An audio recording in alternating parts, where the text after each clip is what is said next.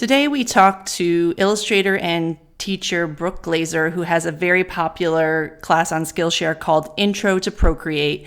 And Brooke does most of her illustration work in Procreate. And as someone who has been working in both Procreate and Adobe Illustrator in the last couple years, I was really interested to hear her tips for people who are just getting into the Procreate world. So let's take a listen.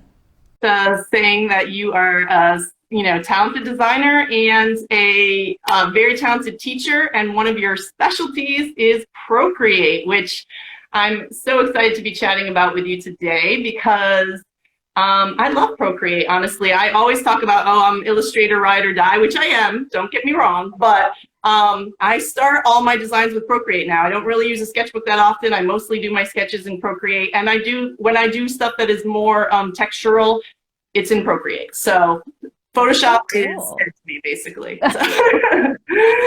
So why don't you, I gave a little introduction, but why don't you tell me a little bit about your background and your teaching work and when you first started using Procreate?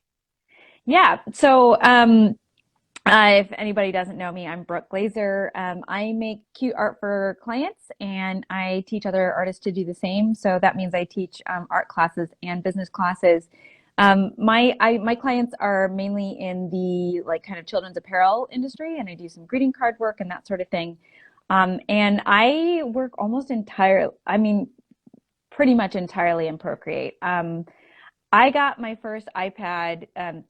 So actually, my boyfriend got the first iPad Pro, and it was so expensive. And I was like, we can share this. This is an expensive purchase. We don't need two of these. And it took like a week or two, and then I was like, oh, no, I actually need one of these for myself. Move over, baby.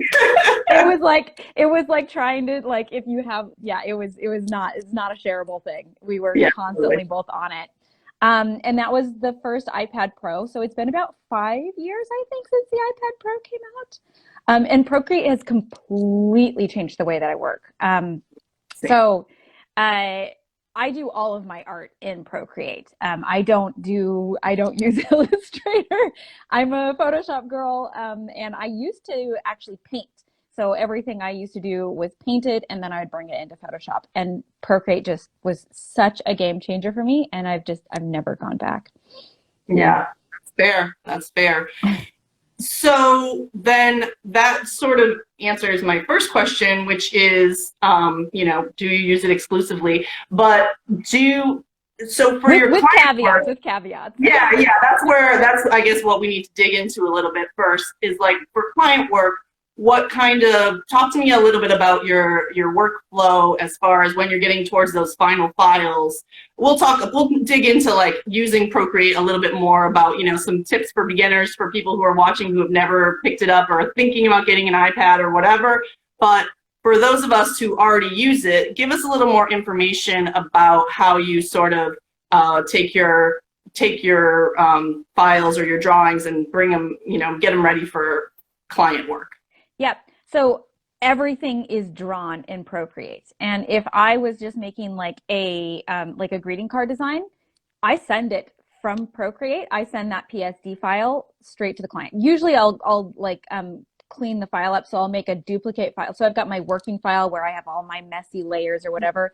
And then I have like a duplicated version where I've like flattened the layers to be appropriate so that people can deal with them. But I don't need to do any prep work. The file is ready to go because Procreate can send a PSD.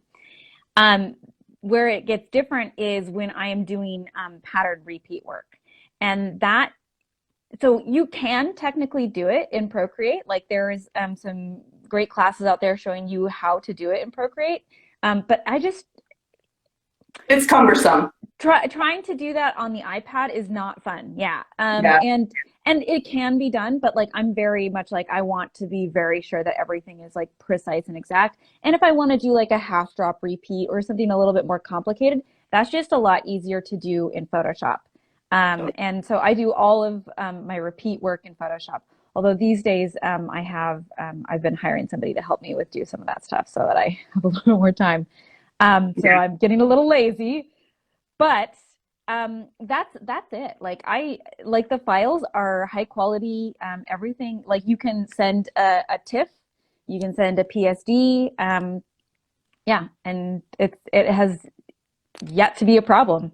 Yeah, yeah, that makes sense. So question on like sort of the nitty gritty of that. Do you like, so for a greeting card, 5x7 most likely, do you do really high DPI, like 600 DPI, or do you do just 5x7, 300, or do you a bigger file, but what is your specs on that?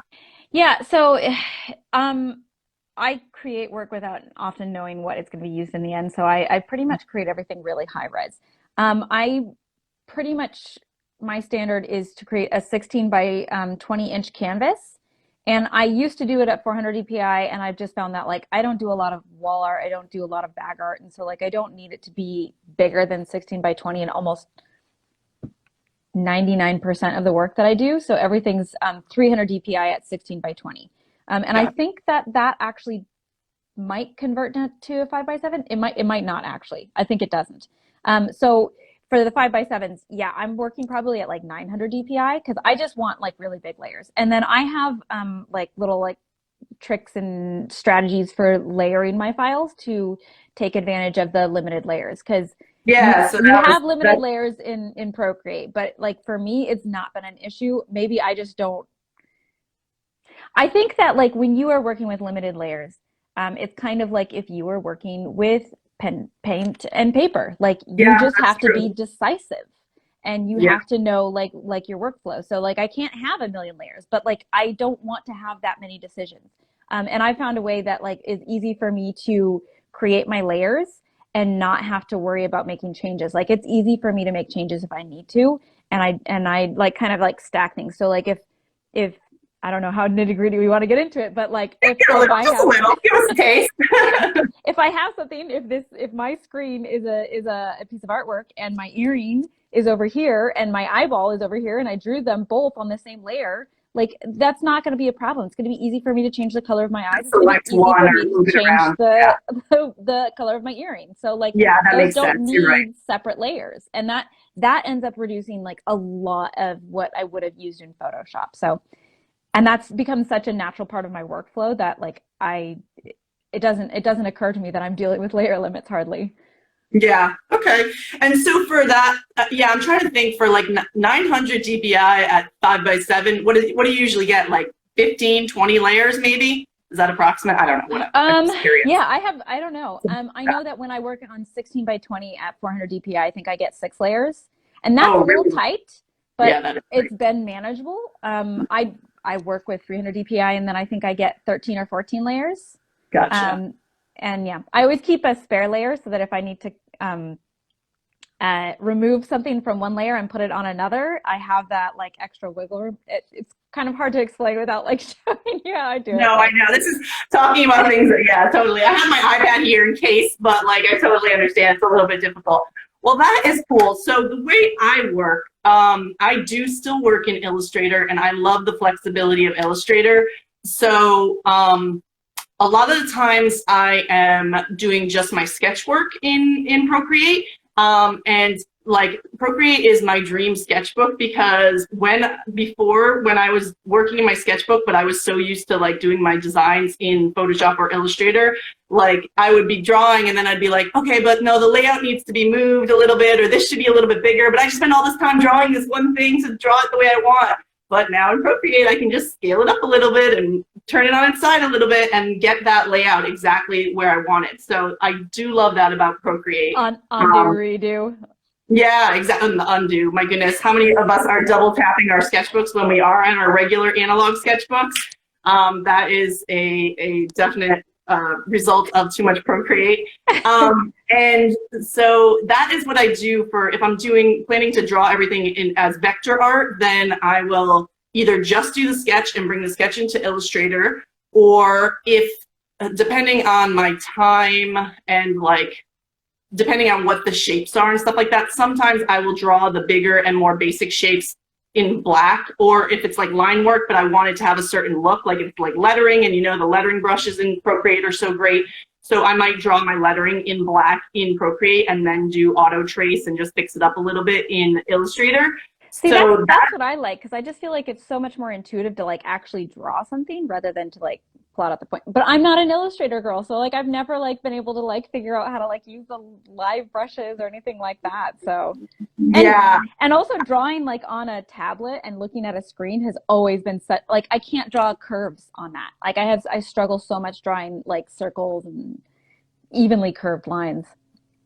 So here's like a caveat for anyone who hasn't yet invested in iPad Pro and is thinking about, like, is this the thing that I want? I was thinking about the same thing 2 years ago. I got my iPad in beginning of 2018, and I was like, is this just going to be like an expensive toy? Like, am I really going to use this for my process? Like, what's the real benefit of this? And I will tell you, after going so long with the Wacom, I didn't at the time have the Wacom Cintiq, which is like a monitor that you're drawing on, right? I had the little pad in front of me and I was looking at my monitor. And after going so long doing that, I was very used to it. But as soon as I got the iPad, you have that muscle memory of like, oh yeah, this is what real drawing is like. And you start, you're connecting your pencil to your drawing. And honestly, fixing things up on the computer with the tablet and then looking at the monitor was starting to get hard. So honestly, buying the iPad made me get the Wacom Cintiq because I wanted to go back to that connecting with what I was drawing thing, and it was getting a little like distance. And I don't know that I would be as successful doing that if I had kept my like Wacom Intuos, which is just separated. So that is a caveat. You might like 2 months after getting your iPad be like, okay, now I need a Wacom Cintiq. So that's a lot of hardware that you might be investing in if you get it, because that's what I found, that I really wanted to go back to that like connecting. And so that was really the motivation. And Linda is pointing out that the newer iPads and Macs have Sidecar, which you can use as like a drawing pad. Unfortunately, my computer's too old, so I haven't been able to test it, but I've heard amazing things that you can essentially use it as a Cintiq. So yeah, AstroPad does that too, right? I don't have a Mac, so I don't know that I can do. Maybe Sidecar is available. I know AstroPad is only for Mac, so I have a PC, so I'm like, forget it. I have to have a Wacom. But yeah. So having that connection to your drawing is like, oh yeah, this is the way it's supposed to be. It's nice. So I either draw in black and then auto trace and then like fix things up a little bit in Illustrator, or if I'm doing something where I want a little bit more texture, I will draw with the fun brushes and with all the texture and just, do it in Procreate, and then I'll import the layers as PNGs and arrange them if I'm going to be adding some Illustrator details later. So that is. I keep getting distracted because I'm like, oh, I see somebody that I know that joined. Oh, I see somebody that I know. Hi, everybody. Sorry. No, of course. So that is that. Now, my next question for you is one that I bet a lot of people who are using Procreate have, which is, how do you organize and prioritize your brushes? Because they give you all these brushes and then I buy all these brushes and I have some techniques, but they're not ideal because things just get kind of out of control. Do you have any suggestions? So, secret sauce, Elizabeth sent me these questions before. So I was like thinking about this and I was like, yeah, how do I do this? And because like, I hear people struggling with this and I'm like, I don't have like a huge struggle with this. What am I doing? Like, what, am I just really being really simple? But what I think so I have, I rearrange my brushes. So I can grab my brush set and like put it to the top if it's a brush set that I use a lot. But I also have my favorite brushes. I tend to tweak a lot of brushes and have several different versions of them. And so I have a folder of my faves. And I just put all of those brushes in there. So I'm not flipping through sets of brushes. And in my faves, I have my go-to line work brushes that I just always go to. So I don't have to think about it. I'm just like, which of these line brush ones do I want to use? I have the textures that I use almost all the time. I have my flat layer colors that are brushes that I use all of the time. And even like, so we're talking, you asked about like, oh, what about different styles of client work? Do you like have different like sets of brushes? And even if a client asks for watercolor style, I actually work in Procreate. So I have like a set of like watercolor brushes that I tend to lead to. And I will play and I'll experiment and I'll use all kinds of different brushes. But It's not been an issue for me. When I look at an like old artwork and the client wants me to do some changes, I can generally look at that texture, look at what that is, and either know what I use because I just know my tools and I know what I'm using, or I can find something that suits it, that matches it enough. I've never had a client say like, I need you to use this exact same brush. All they care about is making sure that the artwork looks good, right? And so like I think about like when I used to do a lot of gouache painting, like I had to match my colors and I just learned how to match my colors. So even if I couldn't find the exact same brush, it's never been a problem.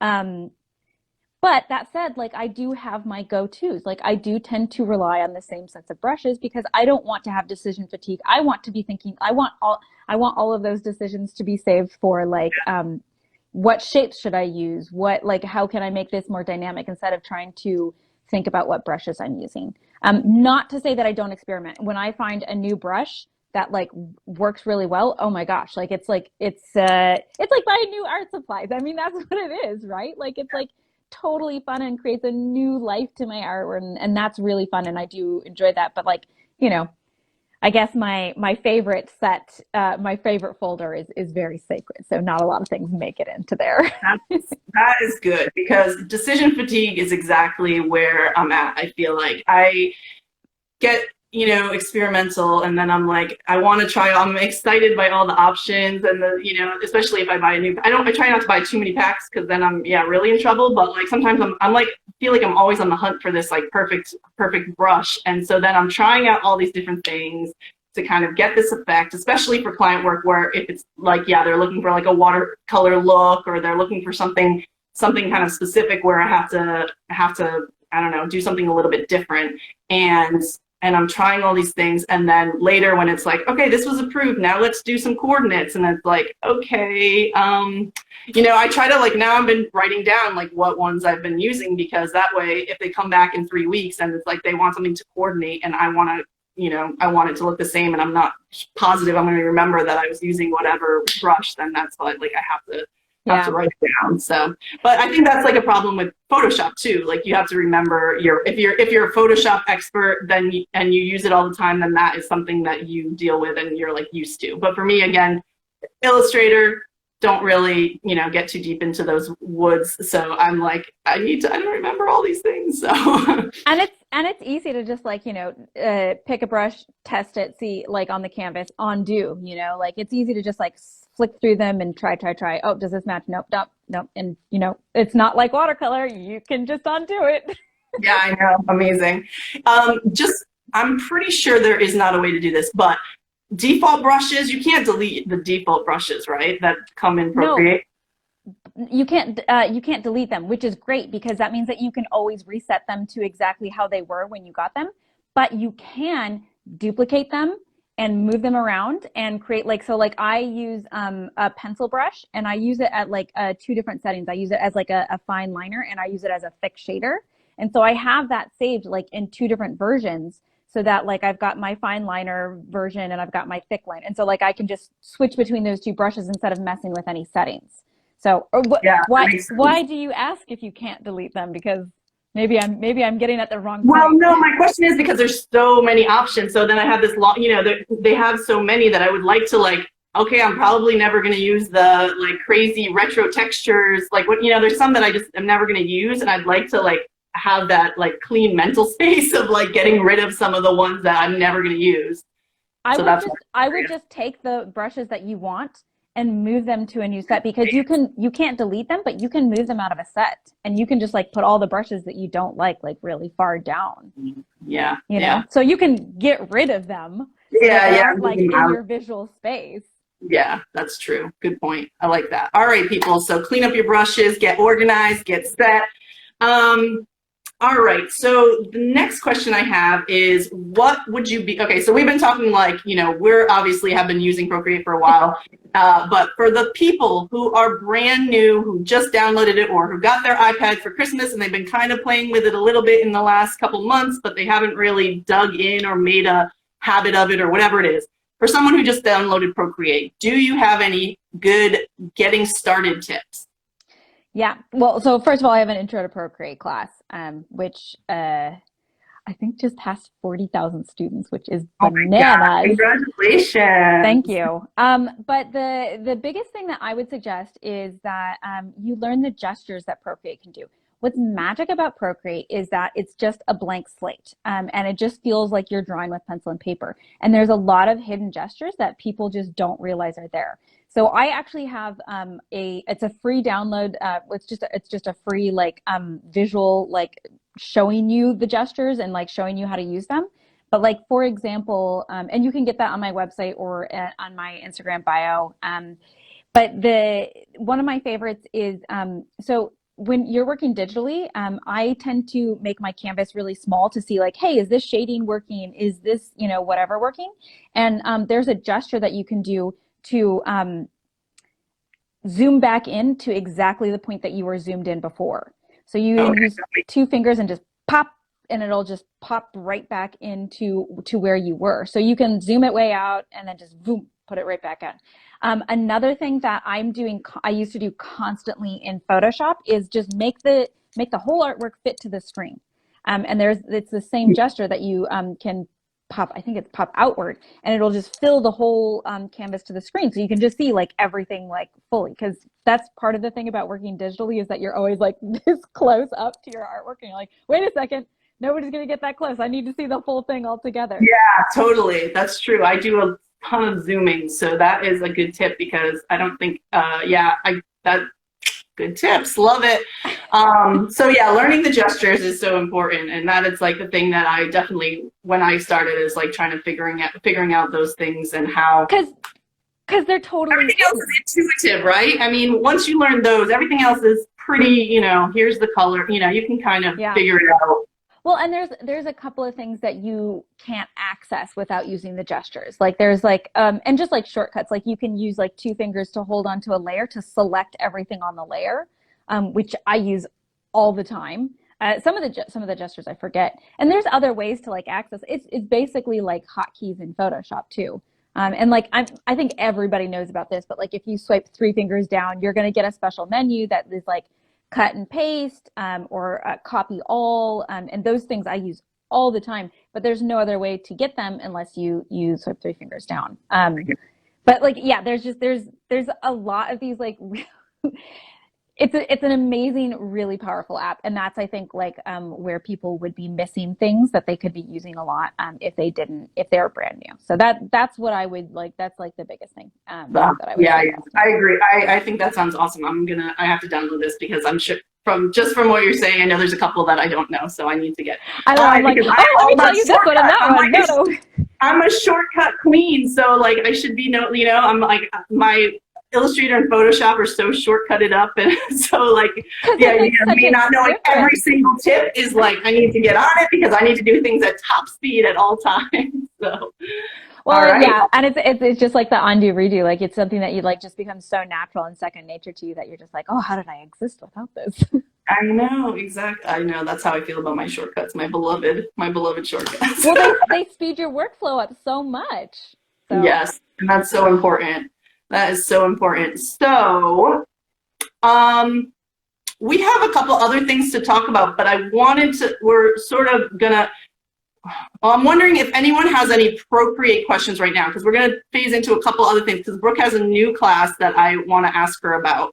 But does anyone, in the meantime, while I start getting that started, if anyone has any Procreate questions, let us know. We'd love to hear them. But Brooke just released on Skillshare a new color theory class, which is really interesting. I've been trying to figure out, like, people ask me about color as well, and I'm sort of like, I don't know how to put a word to it. I just feel like, oh, I think I have a good color sense. I don't know. So I'm interested. I haven't got a chance to check it out yet, but I am interested. I want to know, picking out palettes can be such a hard thing. Where's her class? Skillshare, did she say? Yes, it's on Skillshare. Yep. So I have my classes on Skillshare, and if subscriptions aren't your thing, I actually do sell my classes directly. And if you wanted to just buy directly from me, you can get them all on my website as well. Cool, cool. And your website is Brooke Glaser? Yep, it's Brooke Glaser. If you have trouble spelling my name, like almost everybody does, you can also find it at paperplaygrounds.com. So just make sure you include that S. Sure. So picking out palettes can be a really hard thing for designers. How do you pick palettes for your artwork? Yeah. So in the class, I talk about color harmonies, and Procreate has a really cool color harmony tool. But I don't usually use color harmonies. I do use opposite colors a lot because if I want something to pop or if I need like an accent color, I'll use like the opposite color a lot of times. But I do a lot of trend research. So you have some fantastic Hello, trends, love my trend and research. yeah, and so that's a great place for me for finding colors. My client work tends to be in the children's market, so I love following trends and mood boards from Emily Kitty, who you can Mhm. find on Pinterest, and Love Print Studio, which is run by Louise. She and I have like very similar color taste. So that's something that I will go with. I will look at her mood boards quite a lot. And of course, like, you know, like actual shopping and seeing like, oh, like if, you know, if I was designing a Christmas card, like I would look at Christmas cards when Christmas cards are, you know, being sold. And because it's not just like red and green, like there's a lot of other colors that you use for Christmas, like especially black, white, and gold, you know? Um, so all of that said, that even just taking those colors, for me it's a lot about making sure that the lightness and the darkness, that you have enough contrast in your art, and there's a lot of like um finessing the colors. It's not just like you find a color palette and it just works. Like you need to like realize that you want to have like this contrast of Yes, like yes. dark and saturated and not saturated. And those are the little nitty gritty details that I go into about like trying to yeah, make sure it's balanced, which is, by the way, very different for surface design than it is for something like a greeting card. Because I think like in, you know, like if you're doing children's books or editorial illustration, like you want that illustration to really pop, right? But with surface design, like you don't, I mean, sometimes it wants to pop, but a lot of times it just wants to be like really subtle. And like, you know, like I don't necessarily want all my clothes to like have like this really high contrast. So that's totally a unique thing, I think, for surface design. But anyway, the question about where I find how I choose No, my palettes that's all great. is a lot of trend research. And having, you know, like when I know that something isn't working, like a color palette isn't working, like that's when I will go back to the color harmonies and see like, hey, does this fit in here somehow? Like, can I tweak this somehow? You know, would this make sense with an analogous color palette? Would this be better with like, you know, I use a lot of split complementaries. I bend and break a lot of rules, but like it's good to know what those rules are so that you can tweak things. Um, anyway, I feel like I'm No, really no, no, that makes sense. That makes sense. blabbering now. For me, like I also do a lot of trend research and you know, looking at references. And actually, the things that you were bringing up reminded me that well, I'll talk about it in a second. But what I do is, because I have such bright colors, like I'm so attracted to such bright colors. First, when I put out my palette, like I'll have like a million bright colors. So when it's not working, I need to like dial it back. Like, remember, not everything has to be at like 1000% saturation. And do I have any neutrals? Do I have any like more chill colors? Because if it was my first instinct, if all my palettes were my first instinct, it would be like rainbow neon. So I have to like remember to dial it back and like have some like calm colors. Which is so funny, right? Because you said like, well, I don't know what to tell people. I just feel like I have like this good color sense. But the truth is like you have rules that you are following, and they're so intuitive to you that you just know them. And Yeah. that's really what the class is just like, hey, these are what like the rules are. Here's how to like apply them and like adjust them. Like you don't have to follow the rules. Like but you know color theory, right? Like you know about adding Yeah, it's neutrals. back there. I mean, you know, I went to art school, so it's there. You don't have to think about it. Like it's just Yeah, there. that's true. Yeah, good point. Good point. So that was reminding me that so I have a course called Successful Licensing Collections, and one of the sections is like figuring out palette, because palette is like, color is so important to me. And as I like mentioned in the class, like I pick out my palette before I mean, I'll do my sketches first, but before I start my like final artwork, I pick out my palette, which I mean, I guess a lot of people do, but some people just do crazy colors and then they like just like whatever colors and then they, pick their color, refine it as they go along. But me, I pick my palette first because color makes such a difference in the way we see things and the way we appreciate things. Like if they're in ugly colors, like I'm always going to think my design is ugly, even if it's a nice design, because if it's in ugly colors, then I'm like, I can't even get over it. So I have to pick that like fun palette first in order to get started. So I have like a whole section in my class as well about, and the reason I remembered is because I also mentioned Love Love Print Studio and Emily Kitty in my trend research part of the course as well. So I was like, oh yeah, I do a little bit of color stuff. Yeah, I know. Love Print Studio, guys. Love Print Studio blog is, I think she's on like maternity leave right now or something, but it doesn't matter because her stuff, she has such like a back catalog and of all these amazing colors, color palettes, and just like, she just has a beautiful aesthetic sense. So all her like mood boards and things that she does, gorgeous. So your new class, color theory on Skillshare, your intro to Procreate on Skillshare, or again, you can go to your website. Yeah, all of the classes are on Skillshare, or if you don't like subscriptions, you can get them directly from me. Yeah. And then your gesture download is a free download that I'm gonna go check out after this. And that's all on the website too. Is there anything else that you wanted to talk about or wanted to promote or anything like that? And then I'm going to go into a little something fun that I'm doing this week, but I wanted to know if there's anything else that you've got going on. I mean, if anybody else has any other questions, I'm super, super happy to answer them. But yeah, I know we went through it fast. Sometimes I'm fast and sometimes I'm slow. So, oh, there we go. Krista, she put up the Louise Love Print Studio. Love Print. Yes, thank you so much for that link, guys. It's Natalie. Sorry. Natalie. So I think the last time I joined Natalie's live was like when Instagram lives were like first new, and there was like a request to join button. I was like, what? Do I have to enter to get in the thing? And she's like, no, Brooke, you can't join my. No, you are not invited. Hi, Natalie. I know. That's what I almost did that too. I was like, wait, okay. I thought I had to like hit the button to like watch the stream or something. No, I understand. There's Letitia and Catherine. Everyone's saying hi. Hi, guys. I'm so happy to see you. How do you protect your design when you share it online? So I don't worry so much about this. You can copyright it. You can also like not put the entire repeat. But mostly I don't spend much of my energy trying to stop people from stealing my work. I spend as much of my energy as possible trying to make money, find clients, do that.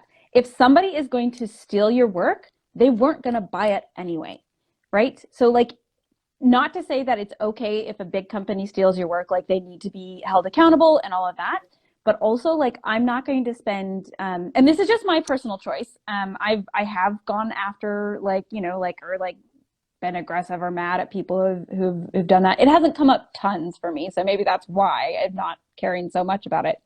But most of my focus is on my side and not worrying about worrying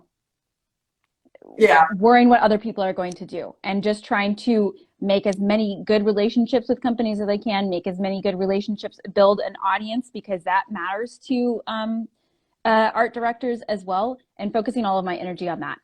But at the same time, I do put my name on everything, because if it does get reshared, if it does get put onto Pinterest and like somebody's like, oh my gosh, this is amazing, I want people to be able to find that. And I don't put a big watermark on it. I put it in a nice, discreet area. And if you're really worried about somebody stealing it, put it in an area where it's going to be hard to like erase that or crop it off. But I make it so it's easy to find me. It looks nice. It's very tidy. Like if you ever like look at like internet comics, they do a really good job of just putting their name very discreetly in the corner. Like I do not put it like big and center across. So that's how I protect my work online.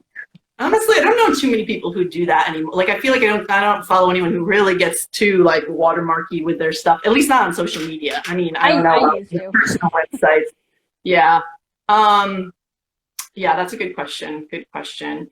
So the thing that I wanted to talk about today, besides Procreate in color, is something really exciting related to my successful licensing collections course.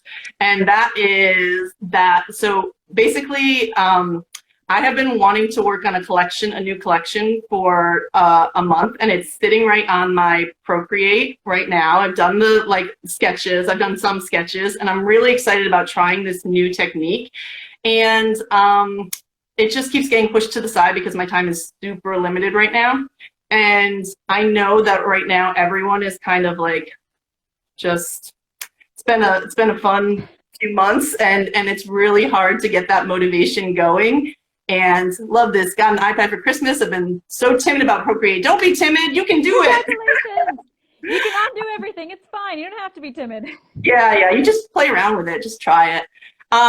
So anyways, basically where I'm going with this is I needed some accountability for my own collection. I know other people need accountability too. And so this week I am putting together an accountability group for new collections that kind of is based on the framework of my course. And we're going to have these I'm calling it the bonus party, the bonus party edition basically of my course, where we're going to have 3 bonus party accountability group critique calls, and kind of go through the steps of the design process together and kind of do some critiques so that people can hold me accountable and I can hold them accountable, and also hopefully we can have some fun. I've got a playlist going already, so so I'm going to be announcing the details of that in the next couple of days. I've started to share it in the DMs with some people who have expressed interest, but if that sounds like something you absolutely, it's going to be limited. So if that sounds like something you have to get in on, you can DM me and I'll give you details today, but otherwise you can wait for the announcement in the next couple of days. So I'm really excited about that. And I'm also going to be having some bonuses around that course as well. So I'll be announcing them in the next couple of days. Just stay tuned on that. How have you been doing with creating collections or new work in the time of being stuck at home? Does that sigh say it all? Yeah. Karen's going to be in the accountability group, and if anyone can keep you accounted, it is Karen. So I'm excited about that. I sent out some DMs earlier, so I haven't even checked to see who's in yet, but I'm so excited. Sorry. No.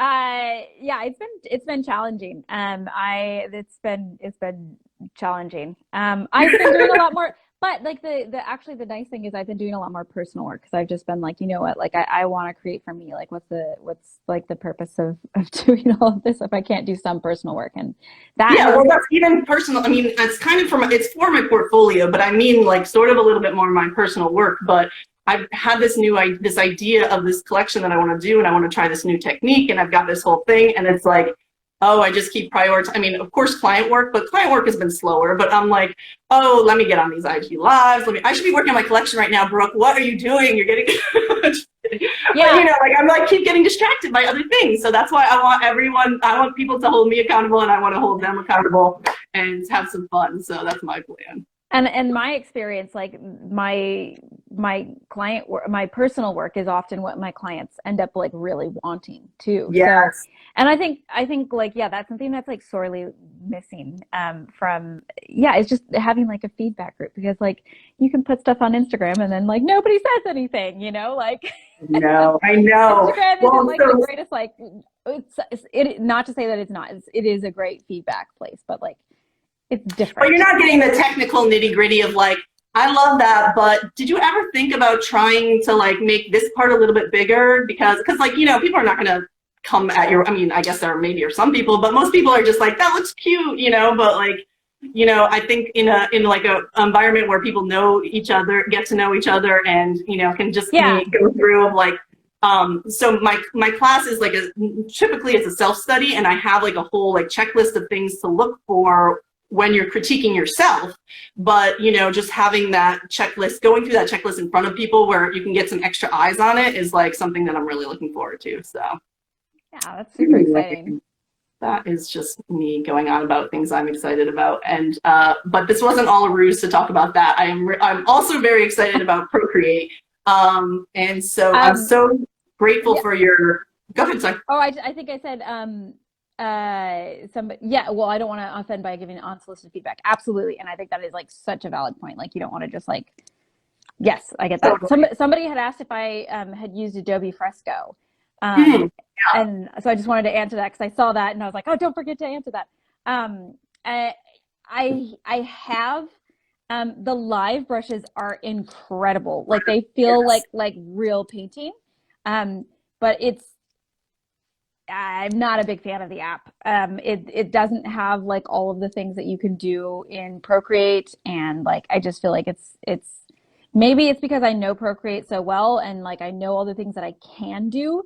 I went to last year. I went to a thing when they were like right before like they fully released it, and it was like a beta thing, and and people were like, oh, can I do, how do I do this, and they're like, oh, you can't do that, and they're like, oh, how can you do that, oh, I can't do that. And so it's just like there's it's still kind of it's like Working it out. They're still it's working it out. probably how Procreate was 5 years ago, and that's where Adobe Fresco is. So I find Yeah. it a little bit challenging to work with, but those live brushes are Yes, that's what I was going to say. So, magic.